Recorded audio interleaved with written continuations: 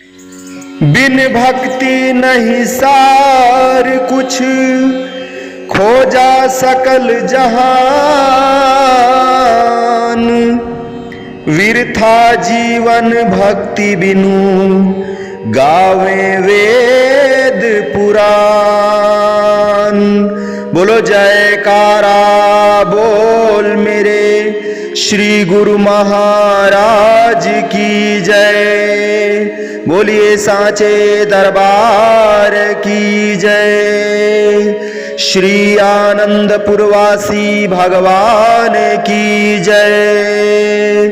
श्री नगली निवासी भगवान की जय।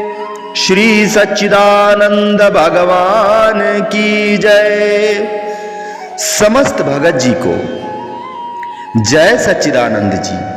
भगत जी, इस चैनल को सब्सक्राइब कीजिए, वीडियो को लाइक कीजिए और वीडियो को ज्यादा से ज्यादा गुरुमुखों के पास शेयर कीजिए, ताकि यह भक्तिमय सत्संग समस्त गुरुमुख जन तक पहुंच सके और आप भी पुण्य के भागी बन सकें। जय सच्चिदानंद भगत जी। हमारे हुजूर श्री सद्गुरु दाता दीनदयाल जी ने सभी गुरुमुखों को सावधान किया है और चेतावनी दी है कि जो समय बीत गया वह वापस नहीं आएगा। बाकी जो समय आपके पास है वह भजन ध्यान में लगा लो। और कहते हैं कि मनुष्य जो भी काम करता है हमेशा पहले उसके हानि लाभ तथा परिणाम को सोचा करता है। जो भी काम करना हो पहले उसके परिणाम पर दृष्टि डाल लेना नितांत आवश्यक होता है। संतों का भी यही उपदेश होता है कि जो भी करो पहले उसका परिणाम सोच लो। कहीं ऐसा ना हो कि मन में इच्छा तो कुछ और हो तथा जो काम किया जाए उसका परिणाम कुछ और ही निकले। भाव क्या कि मन में इच्छा तो कुछ सुख और शांति प्राप्त करने की हो, किंतु किए हुए कर्मों का परिणाम अशांति के रूप में प्रकट हो, यह तो फिर गलत हुआ ना। ऐसा हो तो गुरुमुख को ऐसा नहीं करना चाहिए। बस यही विचार करना है कि ऐसा काम ना हो जाए।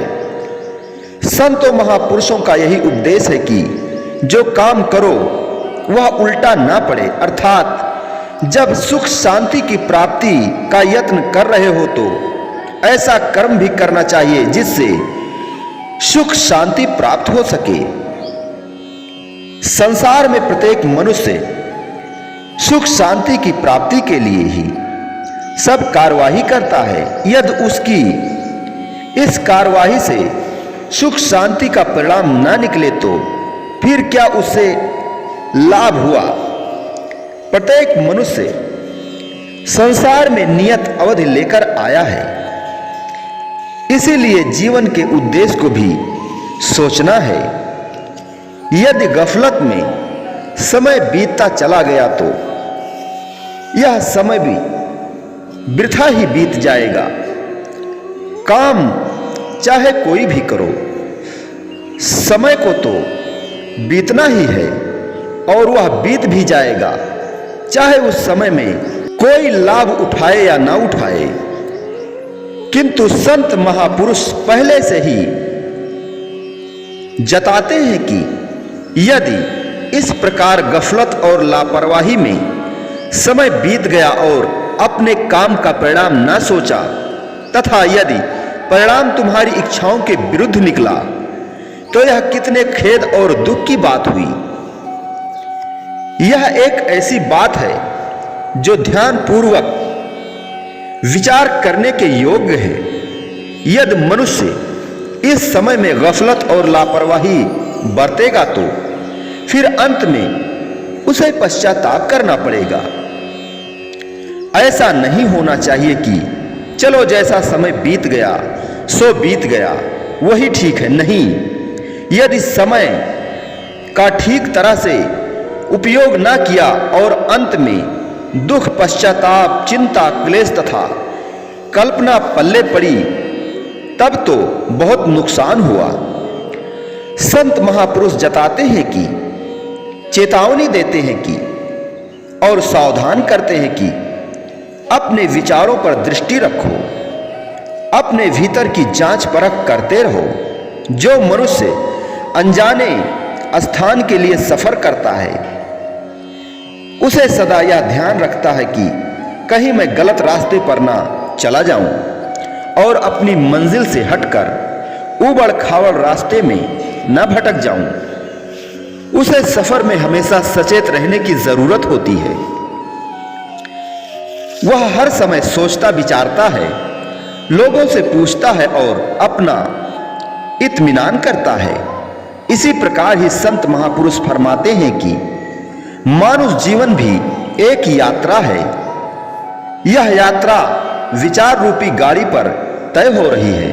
अतः किस प्रकार के विचार इसे लक्ष्य तक पहुंचाएंगे, उनके वाकिफकार से मिलने की जरूरत है।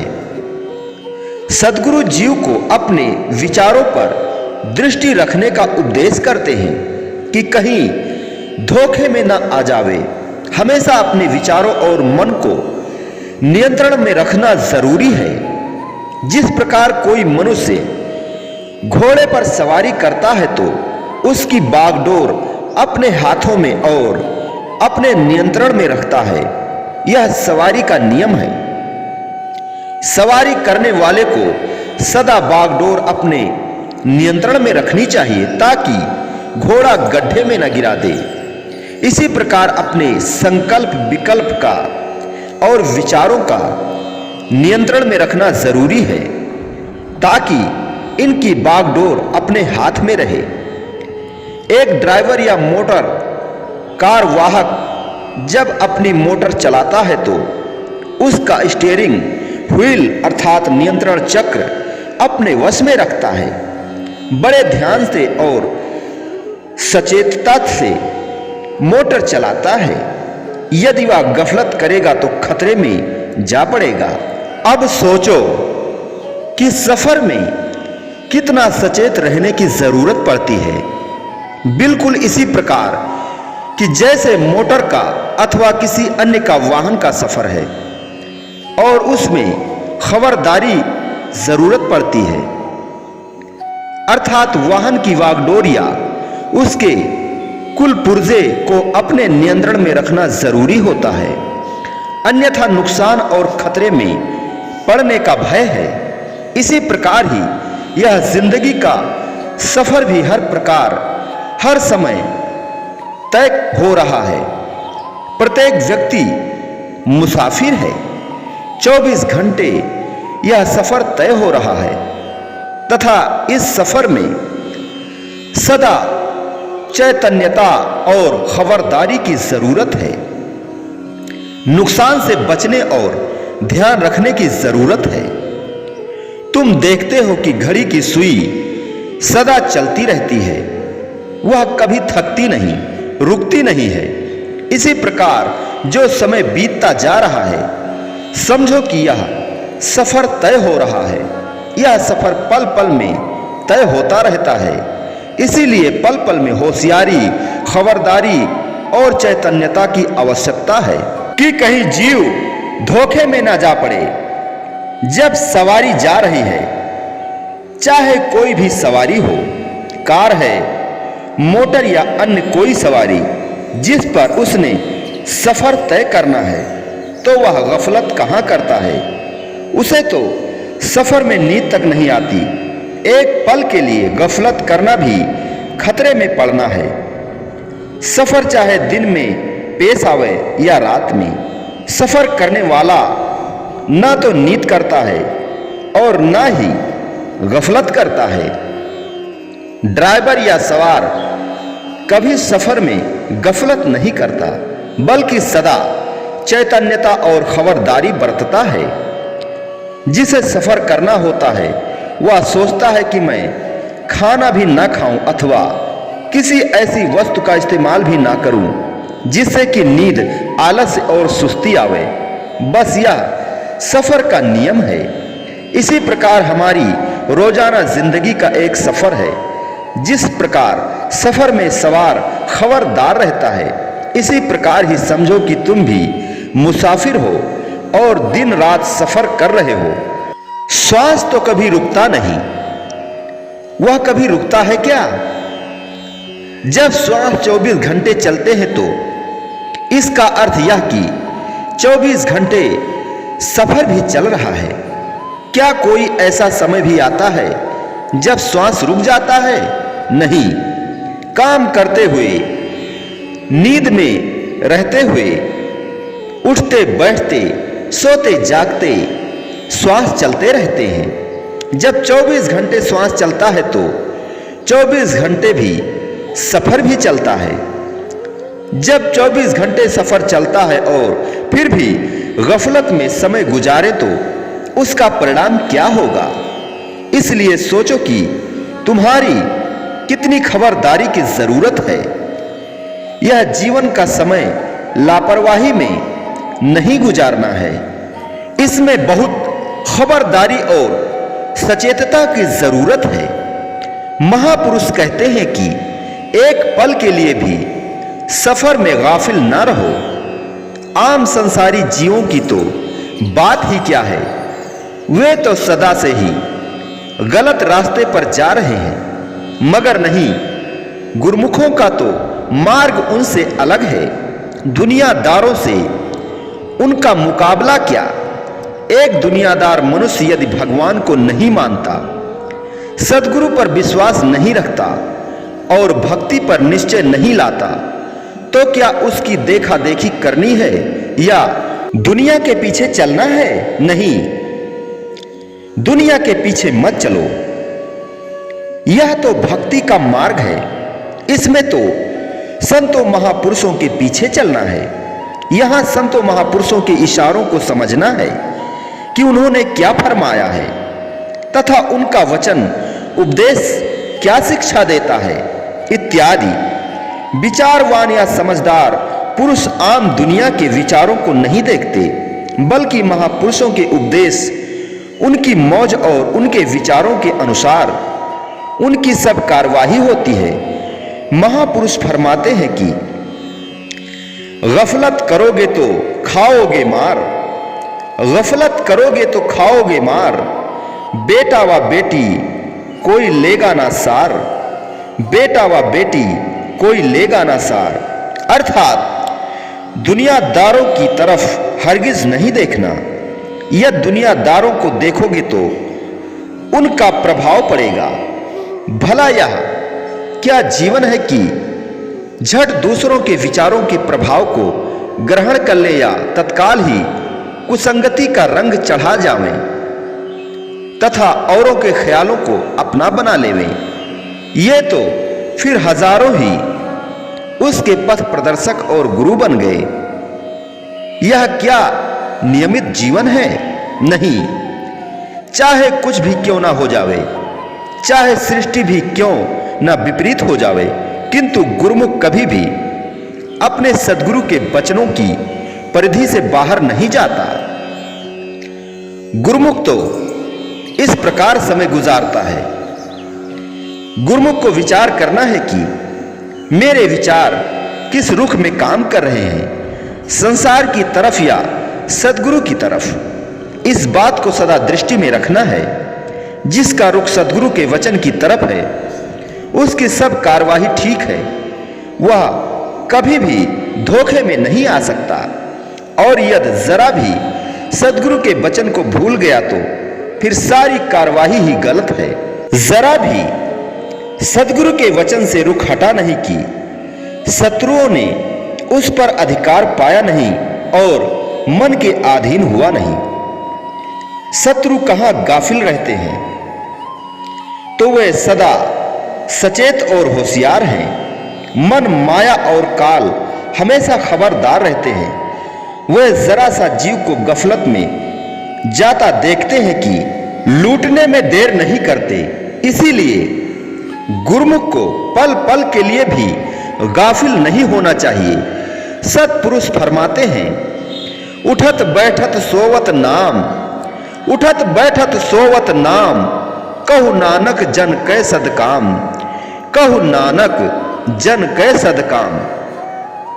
उठते बैठते सोते जागते चलते फिरते हर समय 24 घंटे श्वास श्वास में सुमिरन करते रहने की शिक्षा सत्पुरुषों ने दी है। इसीलिए गुरुमुखों ने गफलत में जिंदगी को नहीं गुजारना है, आम जीवों की तरह समय नहीं गुजारना है। सदगुरु का सेवक गुरुमुख जीव आम दुनियादारी की तरह नहीं है।